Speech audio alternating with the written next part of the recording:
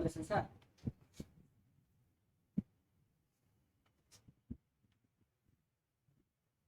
বিসমিল্লাহির রহমানির রহিম। আসসালামু আলাইকুম। রাজশাহী কলেজের উচ্চ মাধ্যমিক শ্রেণীর অনলাইন ক্লাসে উচ্চ মাধ্যমিক পরীক্ষা 2022 অর্থাৎ এখন যারা একাদশে আছে তাদের সকলকে স্বাগতম সমাজকর্মের এই ক্লাসে। শুভ অপরাহ্ন। সুপ্রিয় শিক্ষার্থী, আমাদের আজকের আলোচ্য বিষয় সমাজকর্ম দ্বিতীয় পত্রের অর্থাৎ যে বিষয় কোড হলো 272 বা আমরা যদি বলি 272। আমাদের দ্বিতীয় অধ্যায়ের আলোচ্য বিষয় হচ্ছে সমাজকর্মের বিভিন্ন শাখা।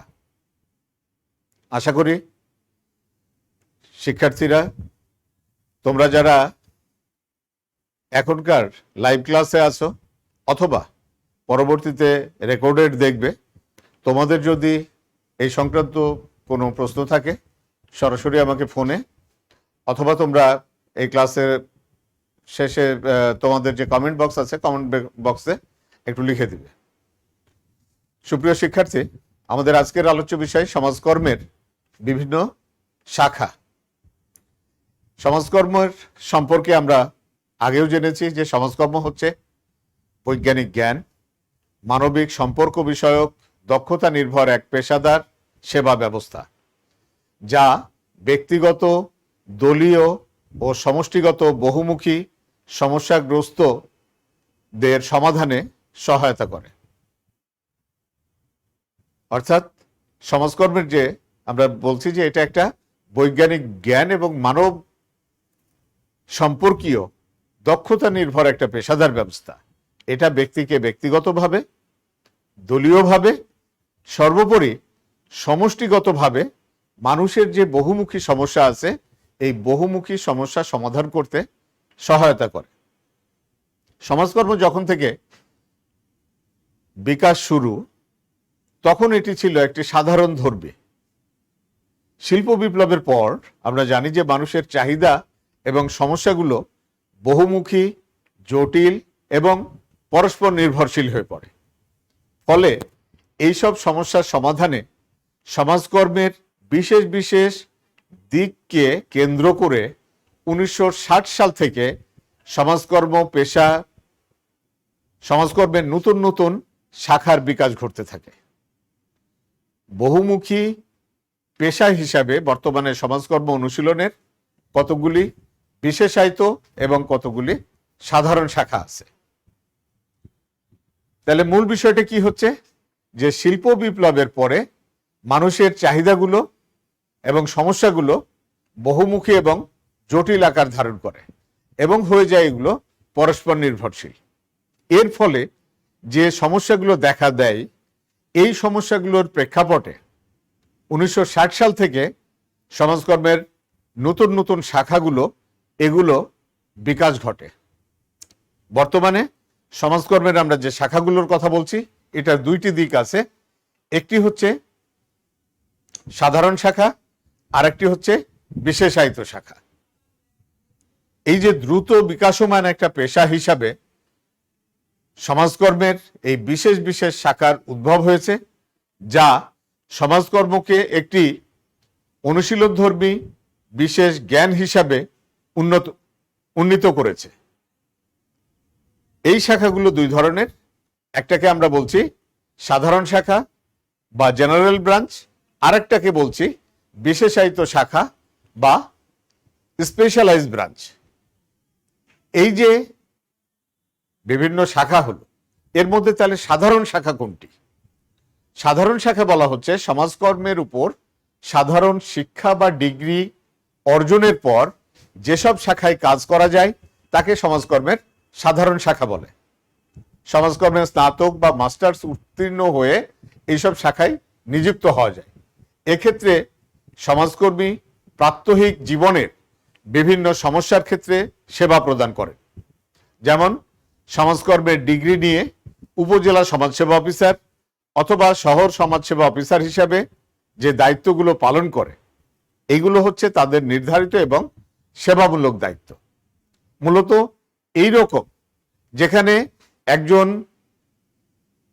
সমাজকর্মীকে মোটামুটিভাবে কোনো বিশেষায়িত দিকে না গিয়ে সাধারণ যে কাজগুলো, প্রশাসনিক কাজগুলো করতে হয়, এই রকম যে শাখা, এটিকে সাধারণ শাখা বলে। পক্ষান্তরে যদি আমরা বিশেষায়িত শাখার কথা বলি, তাহলে বিশেষায়িত শাখা হচ্ছে সেই সব শাখায় সমাজকর্মের সাধারণ জ্ঞান অর্জনের পাশাপাশি বিশেষায়িত জ্ঞান ও দক্ষতার প্রয়োজন হয়, তাকে বিশেষায়িত শাখা বলে। যেমন চিকিৎসা সমাজকর্ম অথবা ক্লিনিক্যাল সমাজকর্ম অথবা মানসিক স্বাস্থ্য সমাজকর্ম, যে কাজের ধরনগুলো মোটামুটি সমস্যার প্রকৃতি অনুযায়ী সমাজকর্মের এসব শাখার নামকরণগুলো করা হয়েছে। বিশেষায়িত শাখার সাথে সাধারণ শাখার পার্থক্যটাই হচ্ছে বিশেষায়িত শাখার উপর সমাজকর্মীকে আলাদা করে কিন্তু আবার জ্ঞান অর্জন করতে হয়। যেমন চিকিৎসা সমাজকর্ম, চিকিৎসা সমাজকর্মে একজন, যদিও আমি এ প্রসঙ্গে একটু বলে রাখি সুপ্রিয় শিক্ষার্থীগণ, সেটি হচ্ছে যে আমাদের দেশে যারা এই যে হাসপাতাল সমাজসেবা কর্মকর্তা অথবা অন্যান্য জায়গায় কর্মরত আছেন, প্রত্যেকেই যে সমাজকর্মে উচ্চতর ডিগ্রিধারী তা কিন্তু না। কেননা আমরা ইতিপূর্বে শিখেছি যে বাংলাদেশ যেহেতু একটি উন্নয়নশীল দেশ, এই দেশে এখনো কিন্তু সমাজকর্ম পুরোপুরি পেশাদারিত্ব লাভ করে নাই, যে কারণে কিন্তু অনেক ক্ষেত্রে আমাদের একটু বোঝার অসুবিধা হতে পারে যে যারা হাসপাতাল সমাজসেবায় কর্মকর্তা তারা কি বিশেষায়িতভাবে শিক্ষিত না। সুপ্রিয় শিক্ষার্থী, উন্নত দেশে যেখানে সমাজকর্ম অনুশীলন করা হয় সেই সব দেশগুলোতে কিন্তু এরকম স্পেশালাইজ ব্রাঞ্চ বা বিশেষায়িত শাখা থাকে এবং সেই সব সমাজকর্মীরা সমাজকর্মের উচ্চতর ডিগ্রি অর্জনের পরেও কিন্তু এরকম বিশেষ শাখায় তারা প্রশিক্ষিত হয়। উদাহরণ হিসাবে আমরা বলতে পারি কি যে সাধারণভাবে যারা চিকিৎসা কর্মের সাথে বা চিকিৎসা সেবার সাথে সরাসরি নিয়োজিত, তারা এমবিবিএস ডিগ্রি অর্জনের পর তারা আবার কিন্তু এক একজন এক একটি বিশেষায়িত শাখায় কিন্তু উচ্চতর ডিগ্রি লাভ করে থাকেন। যেমন কেউ মেডিসিনের উপর, কেউ সার্জারির উপর, আবার দেখা যাচ্ছে মেডিসিনের উপর কেউ হয়তো গ্যাস্ট্রোলজির উপর, কেউ হয়তো চক্ষু বিশেষজ্ঞ হন, কেউ হয়তো হৃদরোগ বিশেষজ্ঞ হন। এই যে এমবিবিএস ডিগ্রি অর্জনের পরেও কিন্তু একটা বিশেষ শাখার উপর যে তার স্পেশালাইজ ডিগ্রি বা বিশেষায়িত যে ডিগ্রি অর্জন করা, সেইখান থেকেই কিন্তু সেই রকমই একটি দিক হচ্ছে এই বিশেষায়িত শাখা। সেই ক্ষেত্রে বলা হচ্ছে চিকিৎসা সমাজকর্মে অথবা ক্লিনিক্যাল সমাজকর্ম বা মানসিক স্বাস্থ্য সমাজকর্ম, এই রকম বিশেষ দিকগুলোতে যে সমাজকর্মের ব্যবহার করা হয় সেটি হচ্ছে মূলত বিশেষায়িত শাখা। তাইলে আমাদের দুই ধরনের শাখার কথা আসলো, একটি সাধারণ শাখা। আমরা এই সাধারণ শাখাটাকে উল্লেখ করতে পারি যে এটি সাধারণভাবে একটি, আমরা ওই যে অন্য যেটার কথা বললাম এমবিবিএস ডিগ্রি, অথবা যদি আমরা বলি যে যারা আইনজীবী হিসেবে কাজ করেন তারা কি করেন, তারা আইনের উপর একটি ডিগ্রি নেন, তারপরে কিন্তু কেউ বিশেষায়িত দিকে চলে যান, কেউ হন আয়কর আইনজীবী, কেউ হন ক্রিমিনাল লয়ার, কেউ হন সিভিল লয়ার। এই যে বিশেষ বিশেষ দিকে এক একজনের যে যাওয়ার যে বিষয়টা, সেটি হচ্ছে বিশেষায়িত শাখা। আর সাধারণ ডিগ্রি অর্জন করে যেটি হয় সেটি হচ্ছে সাধারণ শাখা। এই দুইটি শাখার আবার আমরা যদি একে একে দেখি তাহলে কিছু ভাগ আছে। প্রথমেই চলে আসি আমরা সাধারণ শাখার উপরে। সাধারণ শাখাতে যে জিনিসটা আমরা পাচ্ছি, যদি তোমরা লক্ষ্য করো, আমরা বলছি যে সাধারণ শাখার মধ্যে আছে বিদ্যালয় সমাজকর্ম, আন্তর্জাতিক সমাজকর্ম, প্রশাসনিক সমাজকর্ম, ব্যবস্থাপনা সমাজকর্ম, আদালত সমাজকর্ম, পল্লী সমাজকর্ম, প্রগতিশীল সমাজকর্ম, বৃত্তিমূলক সমাজকর্ম। এই যে এক একটি যে দিক আছে, এগুলি সবগুলোই কিন্তু মূলত হচ্ছে সাধারণ সমাজকর্মের শাখার মধ্যে পড়ে, যেগুলিতে শুধুমাত্র সমাজকর্মে উচ্চতর ডিগ্রি অর্জন করে এই বিষয়গুলোতে তিনি সমাজকর্মী হিসেবে কাজ করতে পারে। আবারও তোমাদেরকে একটু স্মরণ করিয়ে দিই সুপ্রিয় শিক্ষার্থীবৃন্দ, সেটি হচ্ছে যে আমাদের মতো উন্নয়নশীল দেশগুলোতে এখনো কিন্তু এরকম বিশেষ বিশেষ জায়গায় বিশেষ ব্যক্তিবর্গ কিন্তু কাজ করেন না। সাধারণত উচ্চতর ডিগ্রি অর্জনের পর অর্থাৎ অনার্স মাস্টার্স কমপ্লিট করে এখন বাংলাদেশ সরকারের যে চাকুরিতে নিয়োগের সর্বোচ্চ পরীক্ষা আছে, বিসিএস পরীক্ষা দেওয়ার মাধ্যমেই কিন্তু এই সমাজকর্ম অধিদপ্তরে নন ক্যাডার হিসাবে তারা কাজ করতে পারেন। কিন্তু উন্নত বিশ্বের কথা যদি ধরি আমরা, England, America, Australia, Canada, Japan, দক্ষিণ কোরিয়া, এইসব দেশে কিন্তু সমাজকর্মের ডিগ্রিধারী ছাড়া কেউ এই সকল কাজের সাথে সম্পৃক্ত হতে পারে না। খুব সাধারণ বা সহজ কথায় আমরা যদি এগুলোর বর্ণনাতে আসি, খুব সিম্পলি সেটি হচ্ছে যে বিদ্যালয় সমাজকর্ম হচ্ছে যে বিদ্যালয়ের শিক্ষার্থীদের জন্য সমাজকর্মের যে শাখাতে সমাজকর্মের জ্ঞান প্রয়োগ করে শিক্ষার্থীকে আবার বিদ্যালয়মুখী করা বা বিদ্যালয় উপযোগী করে গড়ে তোলা, এটি মূলত বিদ্যালয় সমাজকর্মের কাজ।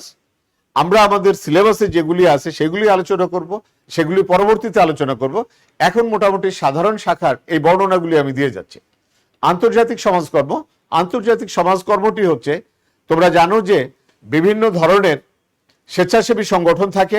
এই স্বেচ্ছাসেবী সংগঠনের মধ্যে সাধারণত কিছু আন্তর্জাতিক সংস্থাও কাজ করে।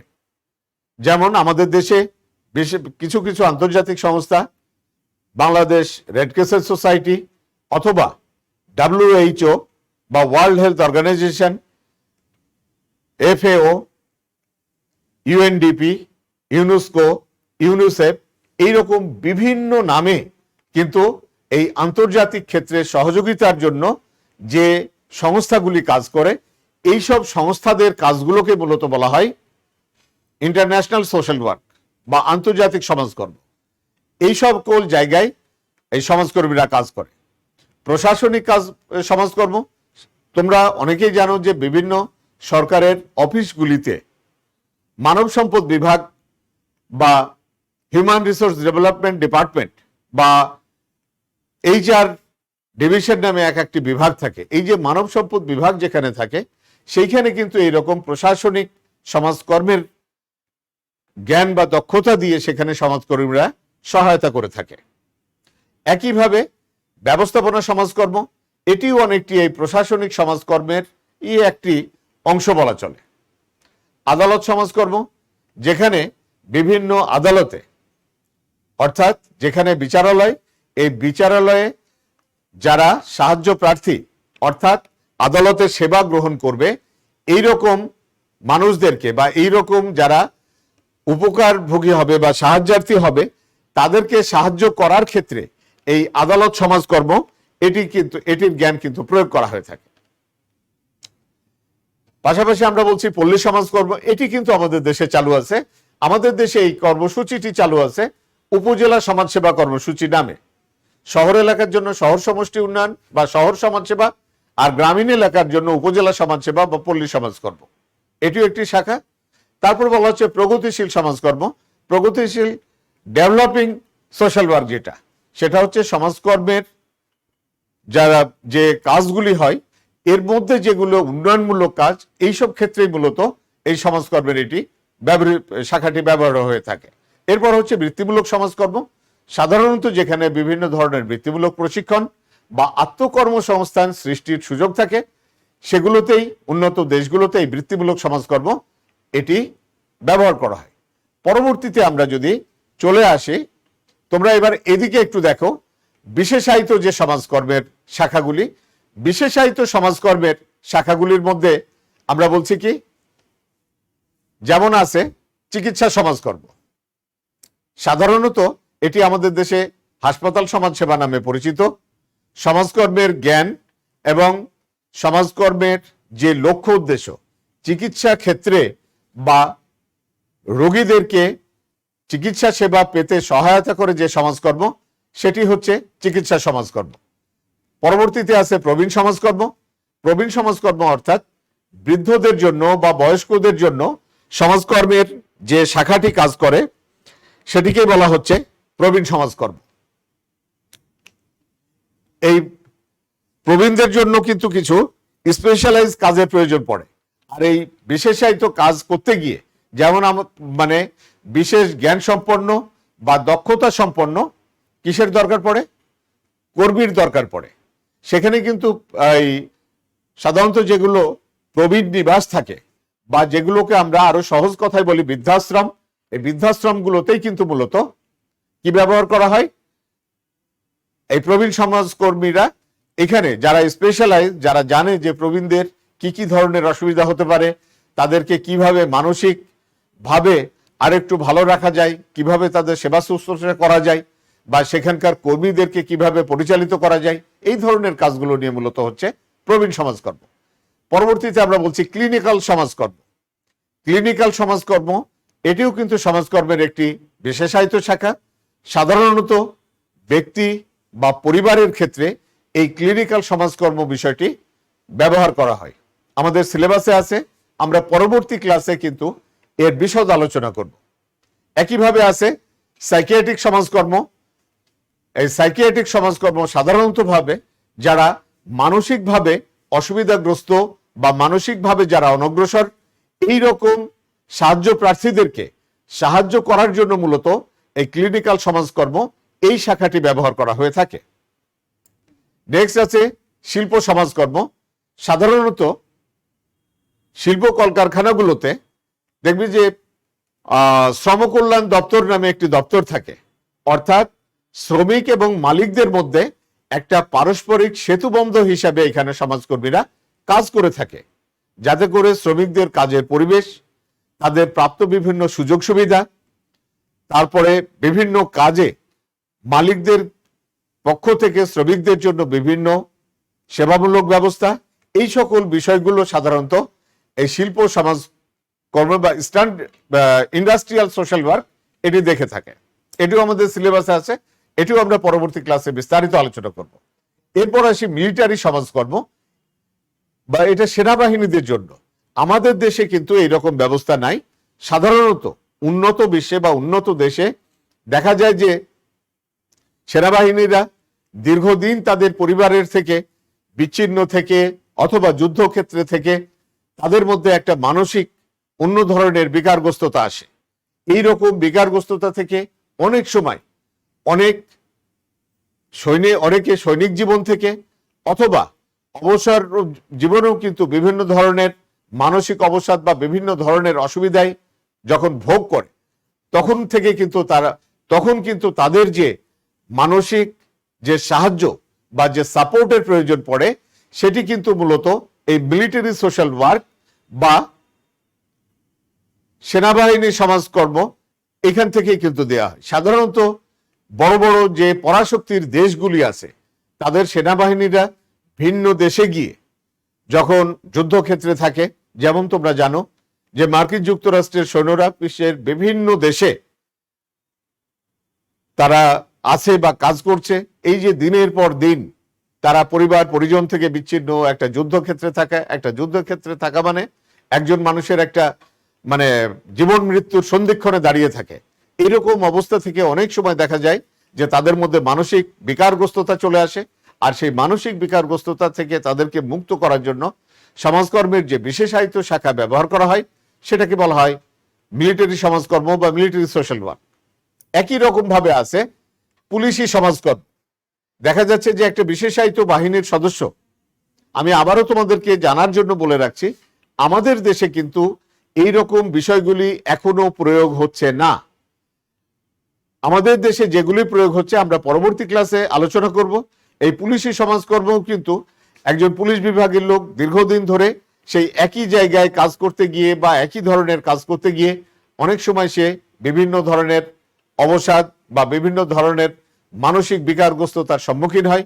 তখন সেখানে তাদেরকে সেই অবস্থা থেকে উত্তরণের জন্য সমাজকর্মের যে জ্ঞান প্রয়োগ করা হয় সেটিকে মূলত বলা হয় পুলিশি সমাজকর্ম। সর্বশেষ আমরা বলছি শান্তি ও ন্যায় বিচার সমাজকর্ম। সাধারণত দেখা যায় যে কোনো কোনো দেশ যখন পরস্পরের সাথে যুদ্ধে জড়িয়ে পড়ে অথবা কোনো গৃহযুদ্ধ হয়, অর্থাৎ সেই দেশের অভ্যন্তরীণ কোনো বিষয়ে যুদ্ধ হয় অথবা অন্য কোনো শক্তি সেই সব দেশে আক্রমণ করে। তোমরা যারা রেগুলার দৈনিক নিউজ পেপারগুলো বা দৈনিক পত্রিকাগুলো পড়ো সেখানে জানো যে সিরিয়াতে কি ভয়াবহ অবস্থা, তোমরা জানো যে আফ্রিকার বিভিন্ন দেশে সেখানেও কি ভয়াবহ অবস্থা। এইরকম দেশগুলোতে শান্তি এবং ন্যায় বিচার প্রতিষ্ঠার লক্ষ্যে ন্যায় বিচার প্রতিষ্ঠা করতে হয় সাধারণত যেসব জায়গায় বা যেসব ক্ষেত্রে এক দেশের নাগরিক অন্য দেশে রিফিউজি বা শরণার্থী হয়ে বসবাস করে তাদের জন্য। যেমন আমাদের দেশে মায়ানমার থেকে এসছে রোহিঙ্গারা, তারা কিন্তু এদেশের অধিবাসী না, এদেশে তারা হচ্ছে রিফিউজি বা তারা হচ্ছে শরণার্থী। তাদের জন্য বা তাদের সেখানে শান্তি শৃঙ্খলা সহ তাদের মধ্যে সামাজিক ন্যায় বিচার প্রতিষ্ঠার জন্য সমাজকর্মের যে শাখাটি কাজ করে সেটি হচ্ছে শান্তি ও সামাজিক ন্যায় বিচার সমাজকর্ম।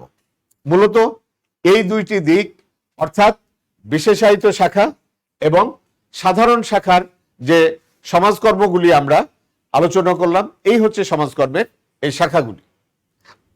এরপর আমরা দেখি যে সমাজকর্মের এই যে শাখাগুলি, এই মানবিক সমস্যার সাথে সমাজকর্মের এই যে বিভিন্ন শাখা, এগুলোর সম্পর্কটা কেমন। তোমরা যদি ছকটা একটু ভালো করে খেয়াল করো তাহলে একটু লক্ষ্য রাখবে যে এইখানে আছে আমাদের মানুষ, এইখানে হচ্ছে সমস্যা মোকাবেলা ও সমাধান, কি কি মানবিক সমস্যা হতে পারে, আর তার সাথে সমাজকর্মের কোন শাখার কেমন সম্পর্ক সেই বিষয়টি নিয়ে আসা হয়েছে।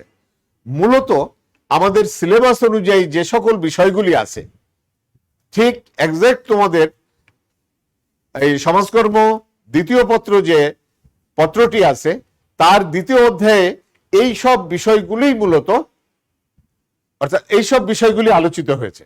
এই সব বিষয়ের সাথে কিভাবে মানুষের অন্যান্য মানবিক সমস্যাগুলো জড়িত সেটি এখানে আমরা দেখানোর চেষ্টা করছি। যেমন চিকিৎসা সমাজকর্ম যেটাকে আমরা বলছি, চিকিৎসা সমাজকর্মের সাথে জড়িত হচ্ছে হাসপাতালের পরিবেশ ও চিকিৎসা সংশ্লিষ্ট। অনেক সময় আমাদের মতো এরকম গরিব দেশে কি হয়, হাসপাতালে সহজে বেড পাওয়া যায় না, আমরা যেটা সহজভাবে বুঝি। অর্থাৎ তুমি যে হাসপাতালের একটা রুমে একটা জায়গা পাবে চিকিৎসার জন্য, সেটি যখন তুমি পাচ্ছ না, তোমাকে কোথায় থাকতে হচ্ছে, হাসপাতালের বেডের নিচে ফ্লোরে বা মেঝেতে, অথবা অনেক সময় ওয়ার্ডেও জায়গা হয় না, তোমাকে বাইরে রেখে দিচ্ছে। এই রকম পরিবেশে একজন চিকিৎসা নিতে কিন্তু ভীষণভাবে মনোকষ্ট ভোগে বা মনে করে যে আমি হয়তো এই যে বেডে না উঠতে পারলে ডাক্তার সাহেবরা আমাদেরকে সঠিক ট্রিটমেন্টটা দিবে না। এইরকম একটা ধারণা থেকে দেখা যায় যে অনেকে হাসপাতাল থেকে চলে আসে বা পালিয়ে আসে। এইরকম ক্ষেত্রে কিন্তু চিকিৎসা সমাজকর্মী বা হাসপাতাল সমাজকর্মী যিনি থাকেন তিনি কিন্তু তার এইসব বিষয়ে তার যে মানসিক দুরবস্থা সৃষ্টি হয় সেটাতে সহায়তা করে। অথবা ডাক্তাররা অনেক সময় সব ওষুধ তো সরকারি হাসপাতালে পাওয়া যায় না, সেই ক্ষেত্রে হয় কি, সেই ক্ষেত্রে হাসপাতাল সমাজসেবা কর্মকর্তা তাদের যে রোগী কল্যাণ তহবিল থাকে সেইখান থেকে এই সকল রোগীকে যতটুকু পারে তারা সাহায্য করার চেষ্টা করে। তাইলে হাসপাতালের চিকিৎসা পরিবেশ এবং ওষুধ প্রাপ্তির যে বিষয়টি, এটির সাথে সম্পর্কিত যে বিষয় সেটি হচ্ছে চিকিৎসা সমাজকর্ম। পরবর্তীটি বলা হচ্ছে বিশেষ পরিস্থিতি সংশ্লিষ্ট, সেখানে ব্যবহার হচ্ছে ক্লিনিক্যাল সমাজকর্ম। বিশেষ পরিস্থিতি সংক্রান্ত এইখানে যদি আমরা বলি, দেখা যায় যে বিভিন্ন জন বিভিন্ন ক্ষেত্রে, কেউ হয়তো তার কর্মক্ষেত্রে, কেউ হয়তো তার পরিবারের ক্ষেত্রে, কেউ হয়তো তার ওই ধরেই নেওয়া যায় খেলাধুলার মাঠে বন্ধুদের বা তার যারা মানে কি বলা যায় পেয়ার গ্রুপ থাকে, এইরকম গ্রুপের সাথে তার একটা ভালো সমঝোতা বা আন্ডারস্ট্যান্ডিং গড়ে ওঠে না। সেই ক্ষেত্রে কিন্তু এইরকম বিশেষ বিশেষ পরিস্থিতিতে মূলত ক্লিনিক্যাল সমাজকর্ম, এই সমাজকর্মের শাখাটি প্রয়োগ করা হয়। তাহলে ক্লিনিক্যাল সমাজকর্মের শাখার সাথে মানুষের বিশেষ বিশেষ অবস্থা বা বিশেষ বিশেষ পরিস্থিতি। অনেক সময় দেখা যায় যে মানুষ, এটি কিন্তু শুধুমাত্র মানসিক সমস্যা কেন্দ্রিক তা কিন্তু না, মানসিক সমস্যার সাথে সাথে কিন্তু এটি পরিবেশ কেন্দ্রিকও একটি সমস্যা, যে সমস্যাতে মূলত এই ক্লিনিক্যাল, যদিও ক্লিনিক্যাল কথাটি বা ক্লিনিক কথাটি আমরা ধরে নিই হাসপাতাল বা এরকম সেবা সদনের কাজ, তা কিন্তু না।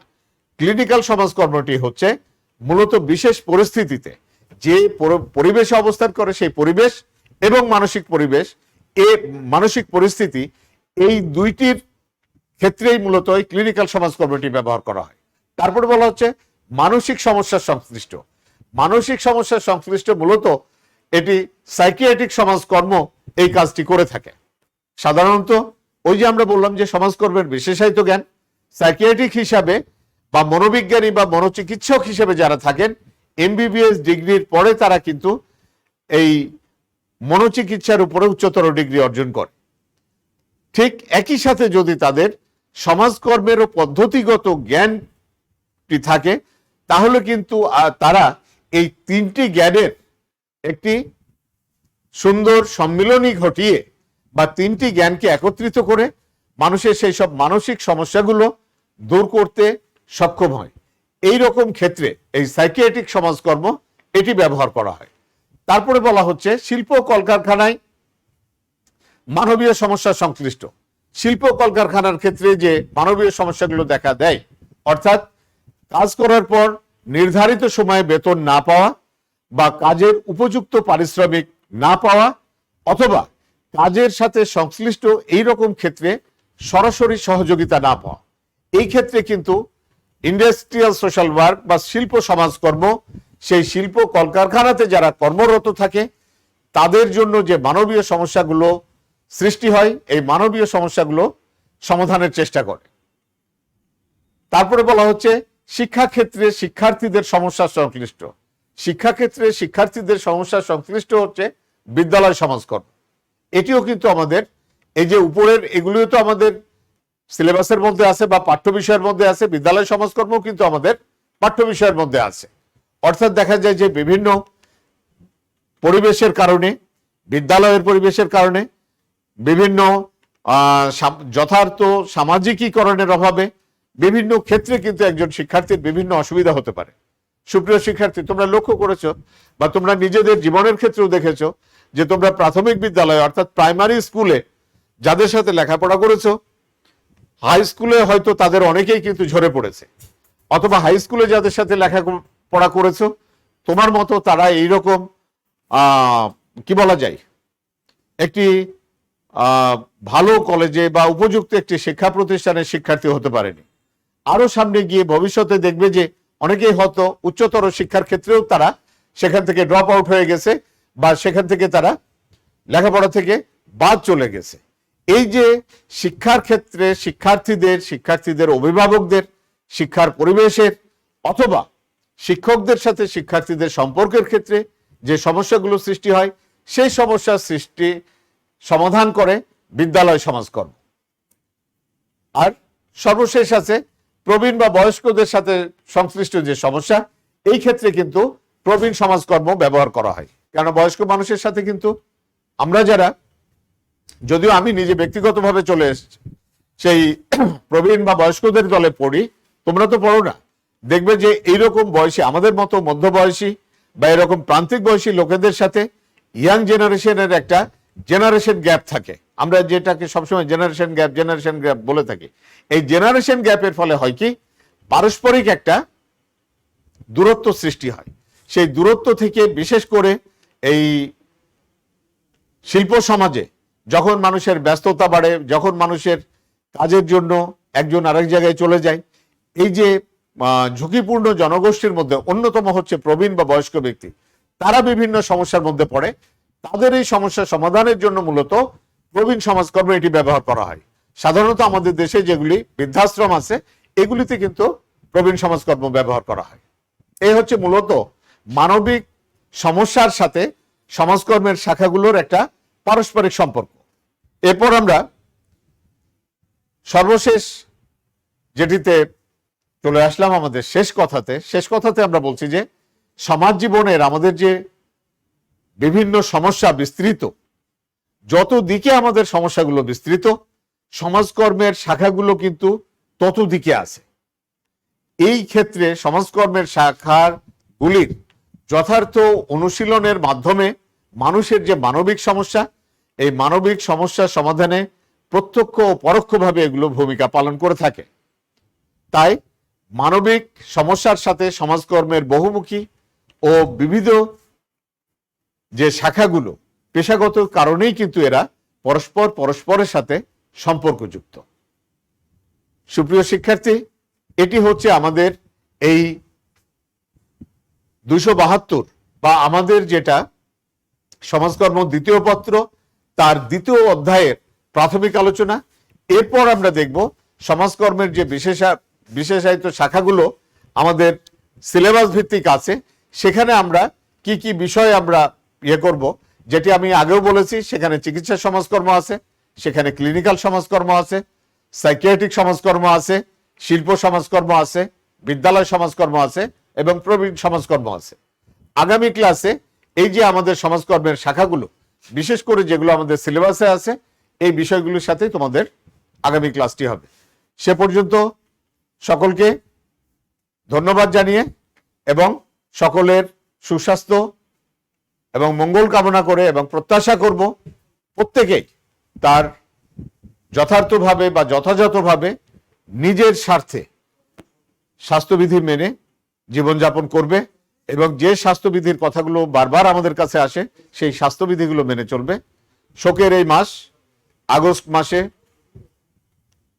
জাতির পিতা বঙ্গবন্ধু শেখ মুজিবুর রহমান সহ বঙ্গমাতা শেখ ফজিলাতুন্নেসা ও তার পরিবারের সকল শহীদদের প্রতি গভীর শ্রদ্ধা এবং তাদের শহীদদের আত্মার মাগফিরাত কামনা করে আজকের ক্লাস এখানে শেষ করছি। ধন্যবাদ সবাইকে। আল্লাহ হাফেজ।